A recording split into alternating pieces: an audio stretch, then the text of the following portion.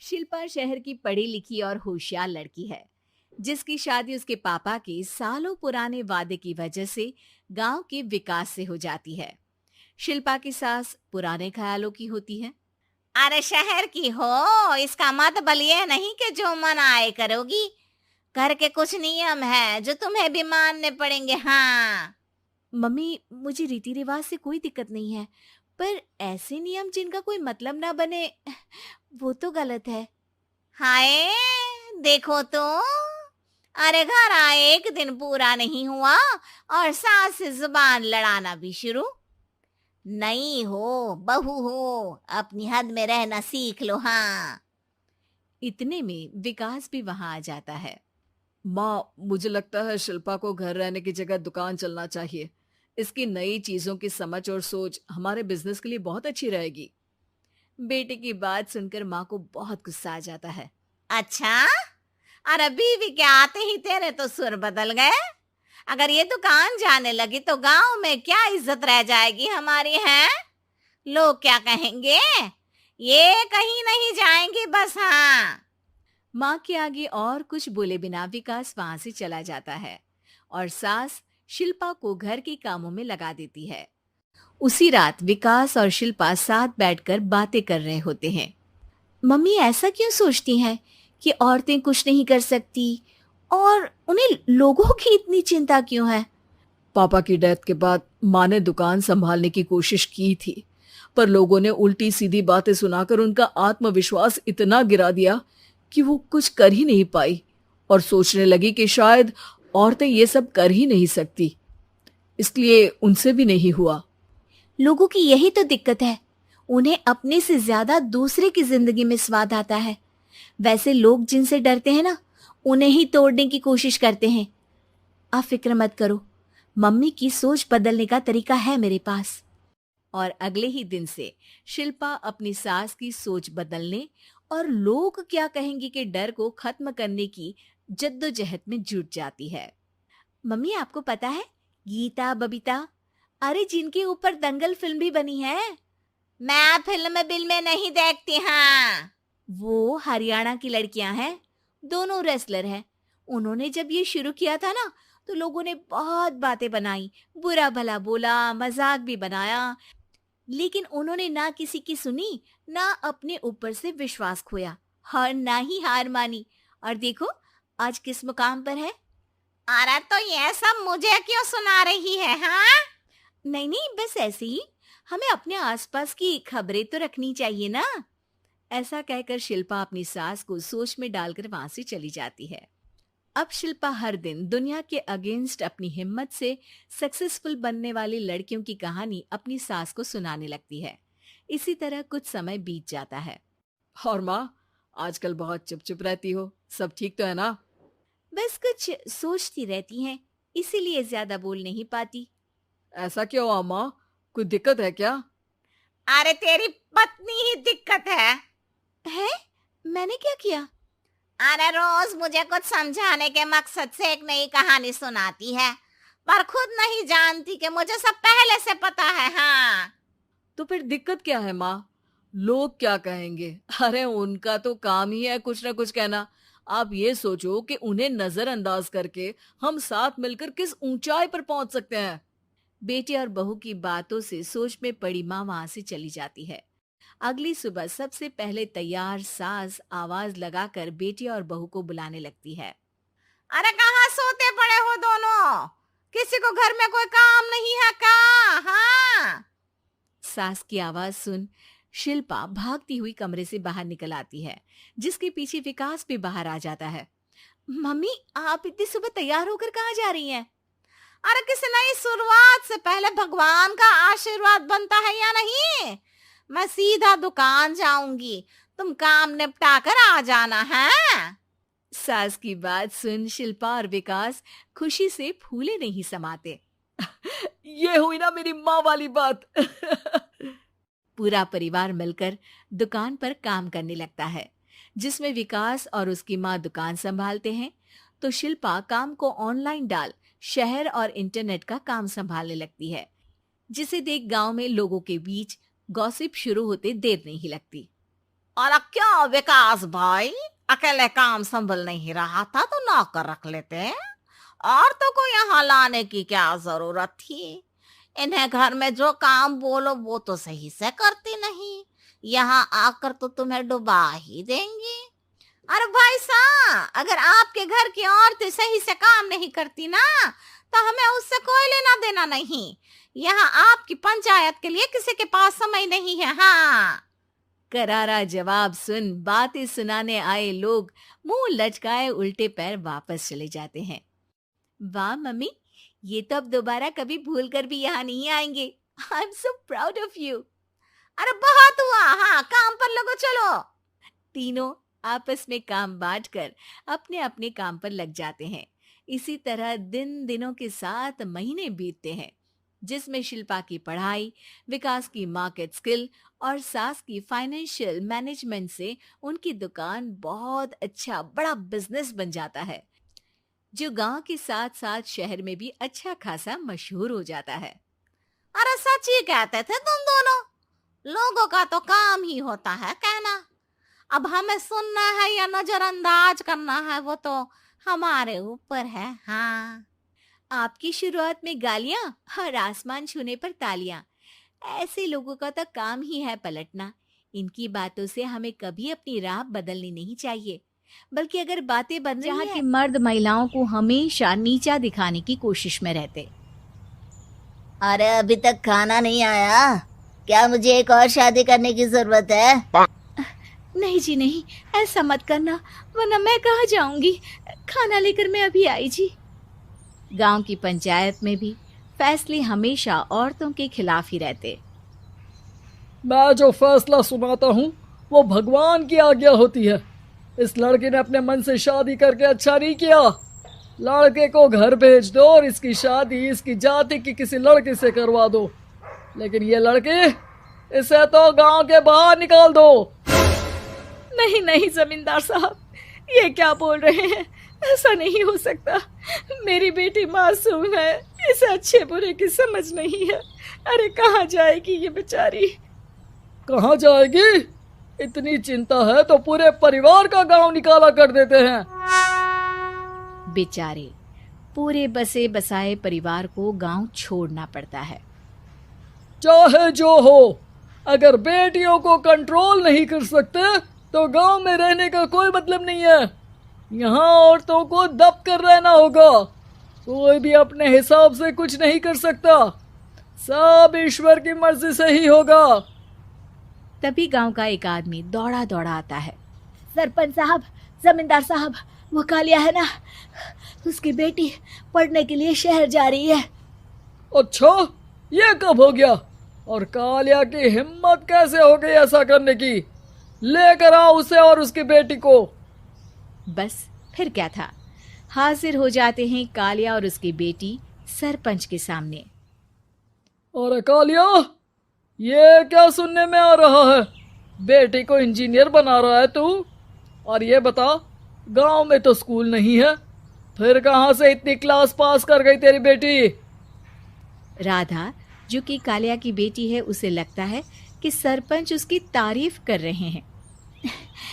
सरपंच जी, मैंने ऑनलाइन पढ़ाई की है, डिस्टेंस लर्निंग से। सभी में मैंने अच्छे नंबर पाए हैं, जिसे देखते हुए शहर की इंजीनियरिंग कॉलेज में मुझे स्कॉलरशिप मिली है। वाह जी वाह, क्या होती है ये? पहले तो ये बताओ, फिर आगे की बात करते हैं। पूरा गांव राधा की बात सुन रहा था और राधा बोलती जा रही थी। तो ऐसे मैं फ्री में एक अच्छी शिक्षा लेकर गांव में जो कुछ परेशानियां हैं, जैसे बिजली, पानी और इंटरनेट जैसी समस्याओं के लिए काम करूंगी। मैं गांव को शहर से जोड़ने के लिए पुल का निर्माण करवाने का प्रस्ताव रखूंगी। मुझे पूरी उम्मीद है कि जल्द ही हमारा गांव भी तरक्की की राह पर चल पड़ेगा। राधा की बात सुनकर सारे गांव वाले ताली बजाने लगते हैं। सरपंच को समझ नहीं आता कि वो क्या करे। चुप रह नादान लड़की, गांव के खिलाफ जाने के लिए तुझे गांव से बेदखल कर दिया जाएगा, वो भी पूरे परिवार के साथ। और हाँ, अगर ठीक से गांव में रहना चाहती है तो ये पढ़ाई लिखाई छोड़ दे। हम तेरे लिए गांव का कोई होनहार लड़का देखेंगे। तभी गांव का एक आदमी बोल पड़ता है। अरे नहीं नहीं सरपंच जी, राधा बिटिया जो बता रही है अगर वैसा हो जाए तो हम लोगों को पैसा कमाने के लिए बाहर नहीं जाना पड़ेगा। हाँ जी, और ना ही कोसों दूर पानी के लिए भटकना पड़ेगा। हमारे बच्चे भी अच्छी पढ़ाई कर सकेंगे और आगे बढ़ेंगे, ना कि हमारी तरह खेती करते बैठेंगे। क्यों गांव वालों, राधा बिटिया का साथ देना चाहिए ना। सरपंच देखता है कि गांव राधा के साथ है तो वो चुप हो जाता है। वो घर आकर अपने सलाहकार से बात करता है, जो बहुत ही चालाक किस्म का इंसान होता है। अरे सरपंच साहब, आपको बहुत ही होशियारी से काम लेना पड़ेगा। एक बार गांव तरक्की कर गया, यहाँ के बालक पढ़ लिए तो कोई ना पूछेगा आपको। और फिर ये जो बेटा और बेटी है ना आपके, इनको भी आम लोगों की तरह ही जीवन जीना होगा। हाँ, लेकिन करे तो क्या करे? वो ना आप मुझ पर छोड़ दीजिए, बस मैं जैसा बोलूं करते जाइए। अगले रोज सुबह जब गांव वाले सोकर उठते हैं तो राधा के घर के बाहर और साथ ही वो लोग जिन्होंने राधा का सपोर्ट किया था, उनके घर के आगे लाल रंग से कल आऊंगी लिखा होता है। कल आऊंगी? यह क्या होता है? अरे यह तो खून से लिखा है, लगता है कोई भूत प्रेत या चुड़ैल का साया है। चलो सरपंच जी के पास चलते हैं। सभी सरपंच के पास जाकर उसे सारी बात बताते हैं।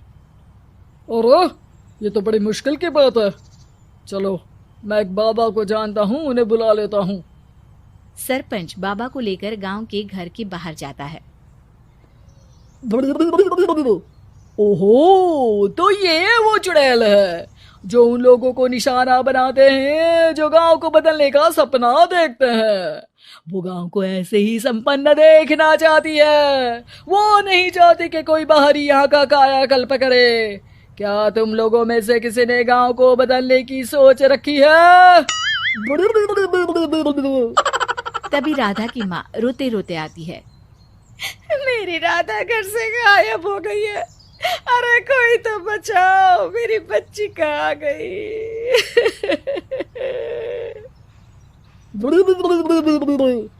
ले गई वो चुड़ैल, तेरी बच्ची को ले गई। अब वो उसे श्रापित करके छोड़ेगी, उस पर चुड़ैल का साया हो जाएगा। तभी बुरी सी हालत में राधा भी वहां आ जाती है। उसके बाल चुड़ैल की तरह फैले होते हैं और कपड़ों में खून लगा होता है। सभी राधा को देखकर डर जाते हैं। माँ, पता नहीं मुझे कौन उठा कर ले गया था। अरे दूर दूर हो जा चुड़ैल, अब हम लोग इस गांव में नहीं रुकेंगे। अरे कैसे बातें कर रहे हैं आप? कल तो आप मेरे भरोसे गांव का हुलिया बदलने, अपने बच्चों को पढ़ाने और तरक्की उन्नति की बात कर रहे थे, तो आज क्या हो गया आपको? ये फिर तुम लोगों को बहकाएगी। ये चुड़ैल गांव में आ चुकी है, ऐसे ही ये तुम्हारे घर के बच्चों को भी ले जाएगी। गांव वाले राधा को गांव से बाहर निकाल देते हैं। उसके माँ बाप रोते रहते हैं, लेकिन गांव वाले नहीं मानते। मैं भी अपनी बहन के साथ गांव के बाहर रहूंगा, लेकिन वो पढ़ाई नहीं छोड़ेगी। वहीं सरपंच के घर पर सलाहकार कहता है। देखा, सांप भी मर गया और लाठी भी नहीं टूटी। लेकिन अगले ही दिन सरपंच के घर के बाहर भी वही शब्द लिखे होते हैं और फिर सरपंच की बीवी कहती है, हमारी बेटी को किसी ने अगवा कर लिया है। तभी राधा का भाई वहां आ जाता है। अरे गांव वालों, मैंने सरपंच जी की बेटी को देखा था। वो चुड़ैल उसे उठाकर ले जा रही थी। अरे क्या मजाक कर रहे हो? नहीं नहीं सरपंच जी, आप नहीं जानते। वो चुड़ैल अब आपकी बेटी में आ जाएगी, जैसे राधा के अंदर आ गई थी। तभी सरपंच की बेटी वैसी ही हालत में वहां आती है जैसे राधा आई थी। पापा, पता नहीं कैसे मैं गायब हो गई थी।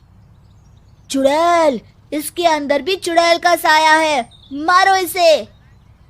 अरे नहीं नहीं, इसे भी राधा के पास गांव के बाहर ही भेज दो।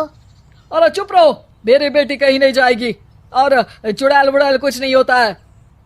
अरे कैसे बात कर रहे हो सरपंच जी? आप तो बोल रहे थे कि आपका फैसला भगवान का ज्ञान होता है, तो अपने पर बात आई तो अब आप ऐसे बोल रहे हैं। अरे ना ना ना, आपको अपनी बेटी को त्यागना ही होगा। अरे बुलाओ बाबा को। राधा का भाई बाबा को ले आता है, जिसे अब गांव वालों के डर के कारण सच बोलना पड़ता है। मैं कोई बाबा नहीं हूँ, मैं तो मोची था। ये सलाहकार महोदय ने मुझे कहा था एक्टिंग करने को। अब वो मुझे पैसे देने वाले हैं। अब मुझे माफ कर दो। गलती हो गई, मुझे माफ कर दो। तभी वहां राधा आ जाती है। देखा सरपंच जी, जब गांव की आवाज आई, उन्होंने बाहर निकल के देखा तो किचन में उन्हें कोई सफेद साड़ी में दिखा। वो चीख पड़ी, हे भगवान, आलतू जलाल तू आई भला को टाल तू, आलतू जलाल तू आई भला को टाल तू। राधिका मौसी को चीखते सुनकर श्रवण बाहर आता है भागते हुए। अरे माँ, क्या हुआ? क्या देख लिया? दादी माँ आ गई क्या सपने में? अरे बेटा, रसोड़े में देख तो कौन है? श्रवण रसोई में झांक कर देखता है और उसे कोई नहीं दिखता अंदर। अब रसोड़े में तो कोई नहीं है माँ। कोई सफेद साड़ी में नहीं है क्या? नहीं माँ, कोई भी नहीं है। चिल्लम चिल्ली की आवाज सुनकर काजल भी वहां आ जाती है। अब क्या हो गया माँ जी? अरे बेटा, रसोड़े में एक चुड़ैल थी सफेद साड़ी में।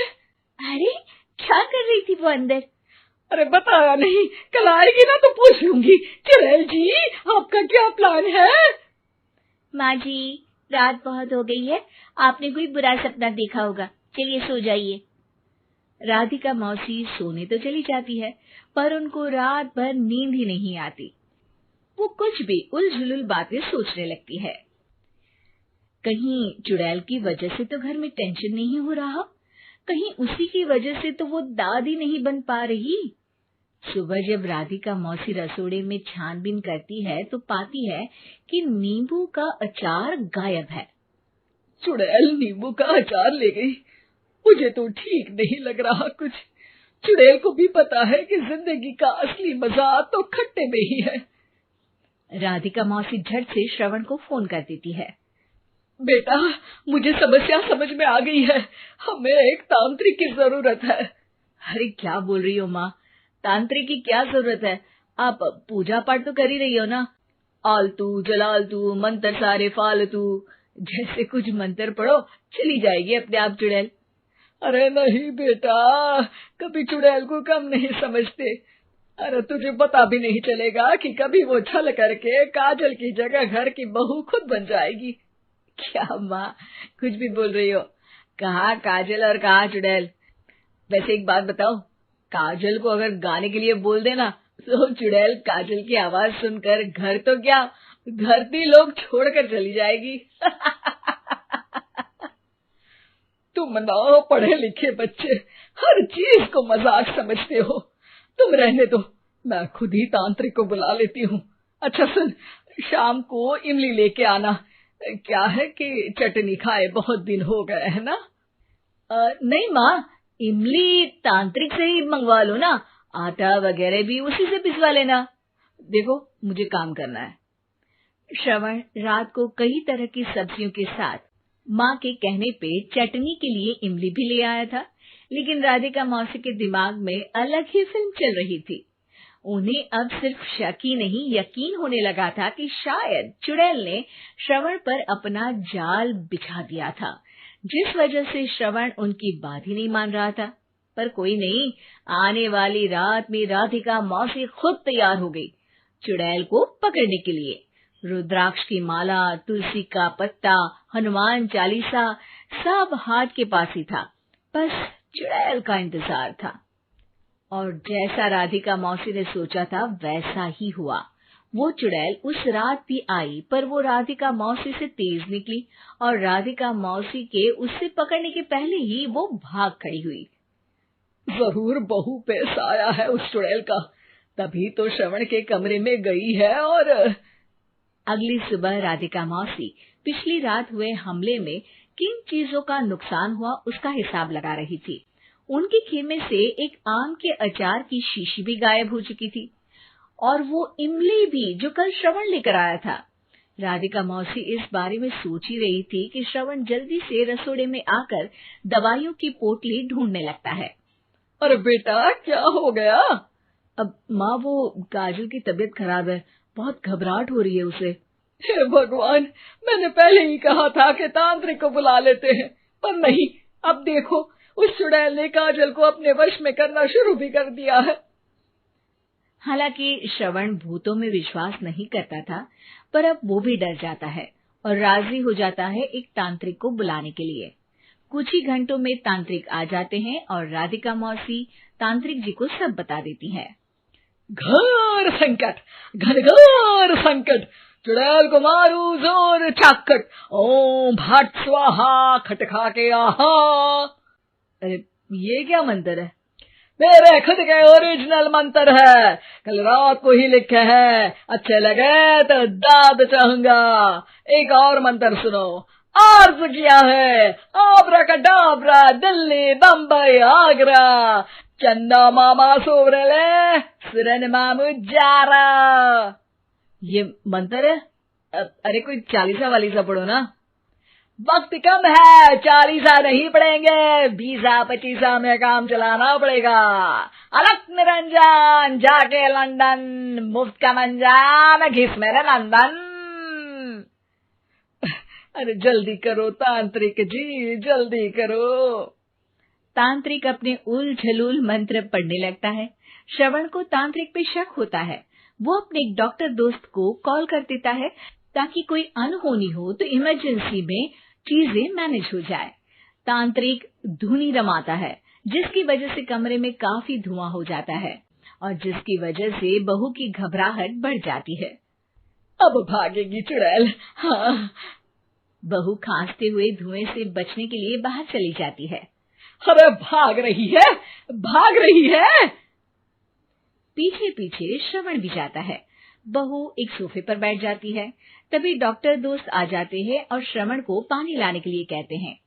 थोड़े चेकअप के बाद डॉक्टर कहते हैं, मेरे हिसाब से जाप का काम पूरा हो गया है। क्या मतलब? अरे कुछ भी नहीं माँ, कोई चुड़ैल नहीं है, खुशखबरी है, अब दादी बनने वाली है। मगर वो सब अचार के डब्बे। श्रवण दोनों अचार के डब्बे अपनी माँ को दिखाता है, जो कि उनके बिस्तर के नीचे छुपे हुए थे। आपने सही बोला था माँ, वो चुड़ैल काजल ही थी जो खट्टा खा रही थी। हमें कल ही पता चला, पर हमने आपको ये तांत्रिक वाला काम करने दिया ताकि आपको भरोसा हो जाए कि भूत वगैरह कुछ होता ही नहीं। अच्छा अच्छा, ये तो बड़ी खुशी की बात है, पर बेटा मुझे एक झाड़ू तो ला दे। क्यों माँ? ये तांत्रिक का भूत उतारती हूँ मैं। अब तांत्रिक राधा मौसी के डर से घर से भाग निकलता है और राधा मौसी उसके पीछे भागती है। अरे संकट ये घनघोर है, तांत्रिक। मैं आती हूँ, खाना बना के रखना। अरे फिर से कहाँ जा रही हो आप? पिछले 2 घंटे में 8 बार इधर उधर जा चुकी हो। अपने पाँव के टायर को ब्रेक लगाओ ना। अरे तू अपनी जुबान को ब्रेक लगा। तू कौन होती है मुझे रोकने वाली? अरे ज्वालामुखी जी, फटिए मत। मैं बस ये कह रही थी कि बिना बात के बाहर मत निकलो। लॉकडाउन खत्म हुआ है, कोरोना नहीं। बीमारी तो अब भी है ना। अरे मुझे कुछ नहीं होने वाला, मैं गांव में पली बड़ी हूँ, बहुत शक्ति है मुझ में। हाँ, कोरोना की छोटे से वायरस के सामने बड़े बड़ों की नहीं चल रही। जो होगा देखा जाएगा। अगर हो गया ना तो देखा नहीं जाएगा आपसे। बहू, मेरी सास बनने की कोशिश मत कर। सास बहू की एक बात नहीं मानती और बहू के लाख समझाने पर भी निकल जाती है अपनी मनमर्जी करने। शाम को जब सास वापस आती है तो, ये लीजिए सैनिटाइजर से अपने हाथ क्लीन कर लीजिए। अरे इसमें से तो बदबू आती है, छी छी छी छी, मुझे नहीं करना ये इस्तेमाल। अरे तो साबुन से हाथ धो लीजिए। इतनी बार हाथ धुलवाएगी तो चमड़ी गल के नीचे गिर जाएगी। माँ जी, आप बाहर से आई हैं, हाथ धोने का तो सरकार भी कह रही है। मेरी नहीं तो किसी की तो सुन लीजिए। मैं तो खुद अपनी सरकार हूँ, मेरे अपने नियम है। कोरोना है। अरे तो इसमें तुझे क्यों रोना है? यार माँ जी, जरा सी बात है, इतना तो कर ही सकते हैं ना आप। नहीं नहीं नहीं, सुना नहीं? नहीं नहीं सुना। तो क्यों मुंह लग रही हो? कौन मुंह लगे आपके? आप तो मास्क भी नहीं लगाती। मास्क तो तुझे लगाना चाहिए ताकि बोलना कम हो तेरा। ज्यादा दिक्कत तब होती है जब बहू को भी सास के साथ कहीं बाहर जाना होता है। अरे मम्मी जी, मैं फोन से पैसे दे दूंगी, कैश क्यों दे रही हैं आप? तू ना ज्यादा मॉडर्न मत बन। अब नोट देने से भी कोरोना होगा क्या? हाँ, नोट पता नहीं कितने हाथों से गुजर के हमारे हाथ में आते हैं, और उनमें से कुछ गधे तो ऐसे होंगे जो हाथ भी नहीं धोते होंगे। हैं? ताना मार रही है क्या? नहीं तो। तू मुझे बेवकूफ समझती है क्या? मुझे नहीं पता कि गधा कौन है? माँ जी, मैंने आपको कुछ नहीं कहा। अरे कैश दे रहे हो या फिर फोन से दोगे? कुछ लेना ही नहीं है। अरे मेरा टाइम क्यों वेस्ट किया फिर? बहू, तुझे ना मैं बाद में देखूंगी। बाद में मतलब कितने बजे? बहू बड़ी मजाकिया है आपकी। और सास बहुत गुस्सेल है, एक फटका दूंगी ना। अरे सॉरी आंटी जी। बहू सास से परेशान होके बाजार से अकेले घर आ जाती है और अपने पति से कहती है, सुनिए जी, मेरी एक शिकायत है आपकी मम्मी के बारे में। वाह, लोग बच्चे की शिकायत लेके मम्मी के पास जाते हैं, तुम मम्मी की शिकायत लेकर मेरे पास आई हो। तुम्हारी माँ है ना, बिना मास्क के बाहर जाती है, सैनिटाइज भी नहीं करती हाथ, और बिना काम के घूमती रहती हैं। अगर कोरोना हो गया ना तो दिक्कत हो जाएगी। अरे मैंने भी तो कहा ना उनसे 1-2 बार, पर मम्मी मानती ही नहीं किसी की बात। मुझे ही कुछ करना पड़ेगा। अच्छा, क्या कर लोगी तुम? क्या कहा? नहीं, मेरा मतलब तुम क्या करने वाली हो? तुम बस मेरा साथ दो। अगले दिन जब सास कहीं से घूम कर आती है, माँ, मेरे शरीर पर कुछ हो रहा है, देखना। अरे ये तो खाज है। अरे मतलब खुजली। हाँ, और ये ऐसी वैसी खुजली नहीं है, फैलने वाली खुजली है। परसों तक मुझे थी, आज आपको भी हो गई। ज्यादा पास आते हो ना मेरे पास। अरे माँ के सामने ऐसी बात कर रही हो? क्या कर रही है? अरे तो पास आए तभी तो खुजली हुई ना। अब आप मम्मी के पास खड़े हो तो उनको भी तो हो सकती है ना। अरे मोरी मैया, जो का कह रही है? सही कह रही हूँ माँ जी। अरे बेटा, दूर हटना, दूर हो जा हमसे। सोशल डिस्टेंसिंग कर लेना एकदम से। हाँ। अरे माँ जी, खुजली ही तो है। आप तो गांव की शक्तिशाली औरत हो, आपका क्या कर लेगी ये खुजली? खुजला खुजला के चेहरा लाल हो जाएगा, इससे ज्यादा और क्या होगा? अरे नहीं नहीं बहू, थोड़ी मोटी चीज भी बड़ी दिक्कत दे सकती है ना। और खुजली है, अच्छा थोड़ी ना लगता है, लोग क्या कहेंगे? सारे घर को खुजली हो गई तो है। तो माँ, क्या करूं मैं? अब क्रीम लगा, नहा ले नीम के पानी से, घर से ना निकल, वरना लोग खुजलाओ खुजला के माय नेम इज खाज बोल के चढ़ाएंगे तुझे। और हमसे ना बेटा दूर रहा कर, कहीं हमको भी हो गई तो। माँ, ऐसे ही कोरोना भी तो हो सकता है। खुजली होने के बाद लोग क्या बोलेंगे, कम से कम वो सुन तो पाएंगे।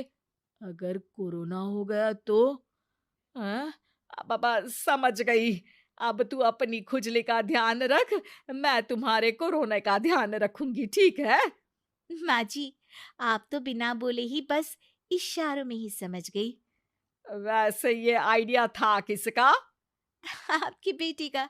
अच्छा अच्छा, सोशल डिस्टेंसिंग की वजह से छू नहीं रही हूं तुझे, वरना दे दनादन हो जाता है ना माँ। अरे हंस क्या रहा है? मेरे लिए नया मास्क लेकर आ। उस दिन के बाद सास ने गांठ बांध ली। 2 गज दूरी, मास्क जरूरी और घर में ही बैठ के खाओ आलू पूरी।